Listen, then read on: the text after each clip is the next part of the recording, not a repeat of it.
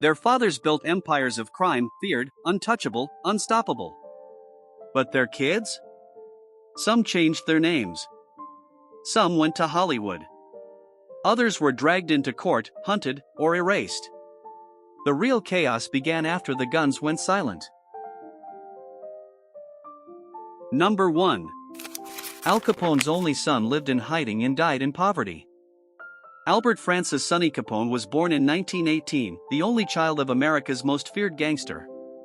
As a boy, he lived like royalty, protected by armed guards and chauffeured through Chicago. But everything changed after Al Capone was jailed and died in 1947. Partially deaf from a childhood infection, Sonny tried to live a normal life. He legally changed his name to Albert Brown to escape the Capone legacy.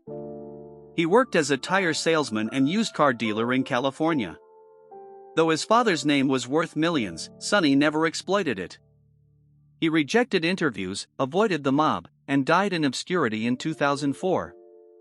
His granddaughter once said, he wanted nothing to do with the blood and money. How does the son of America's most notorious gangster die with nothing? Number 2. John Gotti's children turned the mob into entertainment. John Gotti, the charismatic Gambino boss known as the Dapper Don, seemed larger than life, and so did his family.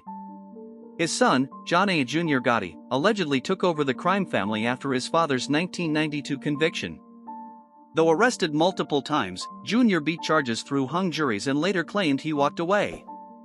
But the real spectacle came from Gotti's daughter, Victoria. In 2004, she starred in Growing Up Gotti, showcasing her extravagant life and 3 flashy sons. Audiences were stunned. The Mafia, once hidden, now glamorized on TV. Victoria also wrote novels and tabloid columns, reinventing herself as a celebrity author. The Gotti name became a brand, flashy, dangerous, profitable. "We are not hiding," she said. "Why should we? When the Mafia becomes a reality show, is it legacy or mockery?" Number 3. Meer Lansky's grandson is still chasing a lost fortune. Meer Lansky, the mob's accountant, died in 1983 with authorities claiming he left just $57,000. But his family wasn't convinced. Lansky's grandson, Meer Lansky II, insists the government seized tens of millions during his grandfather's life and never returned it. Since the late 90s, the family has tried to reclaim what they believe is rightfully theirs.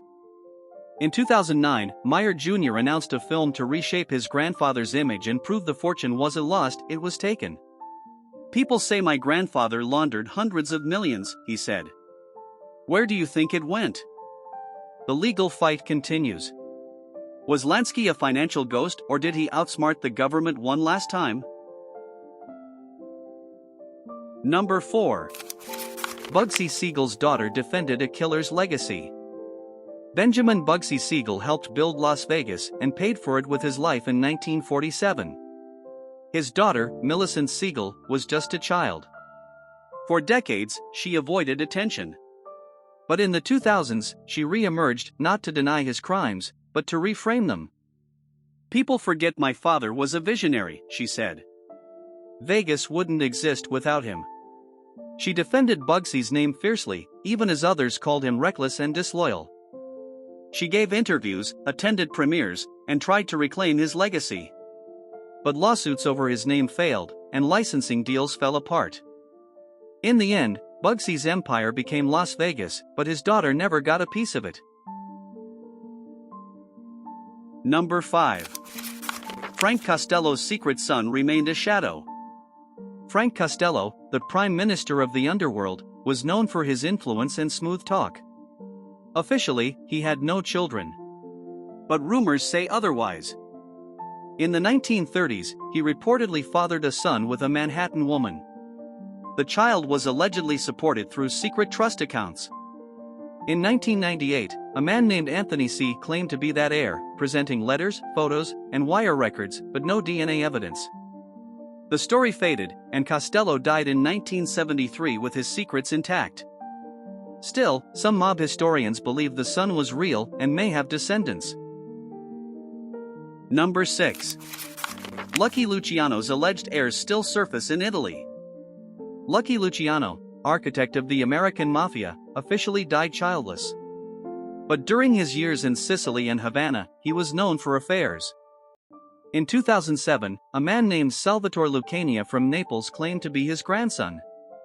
He even petitioned to restore the Lucania surname, citing family honor. The case didn't hold in court. Yet in Sicily, the Luchiano name still carries weight. Some distant relatives have ties to organized crime, others are in politics and deny any link. As years pass, more people step forward, hoping to cash in on a name both feared and romanticized. Number 7. Carlo Gambino's son chose quiet power and became a millionaire. Carlo Gambino preferred whispers to headlines, and so did his son, Thomas. Rather than taking over operations, Thomas built a fortune in the garment industry, running distribution companies suspected of mob links. By the 1980s, his wealth was estimated at $75 million. But unlike his father, Thomas avoided prison. He sold his companies in the 90s and retired quietly. The FBI believed he helped maintain the Gambino family's finances but couldn't make charges stick. He plays it smarter than his father, one agent said. Clean hands, dirty money. Number 8. Dutch Schultz's children lived in fear after his murder. Dutch Schultz, a bootlegger from the Prohibition era, was gunned down in 1935. He left behind 2 children. After his death, threats surfaced. In 1940, one child was briefly abducted, likely a warning. The family changed names and disappeared. FBI investigations went nowhere. Rumors persist that Schultz buried a fortune, possibly $5 million, in the Catskills, and that his children knew where. To this day, treasure hunters still search for it. Number 9. Sam Giancana's daughter claimed he died because of the CIA. Antoinette Giancana grew up in luxury and fear. Her father, Sam Giancana, had ties to JFK, the CIA, and Cuban operatives. In 1975, just before testifying before Congress, he was shot in the back of the head while cooking sausages. In her book Mafia Princess, Antoinette claimed her father was killed by intelligence agents. She described Monroe affairs, government deals, and a man who knew too much. Despite threats, she kept speaking out. "The truth got my father killed," she said. "But I won't be silenced." Number 10. Joe Banano's son tried to lead, then became a media star. Salvatore Bill Banano, son of Joseph Banano, didn't reject the life, he embraced it. During the bloodied Banana Wars of the 1960s, he served as consigliere and tried to unite factions.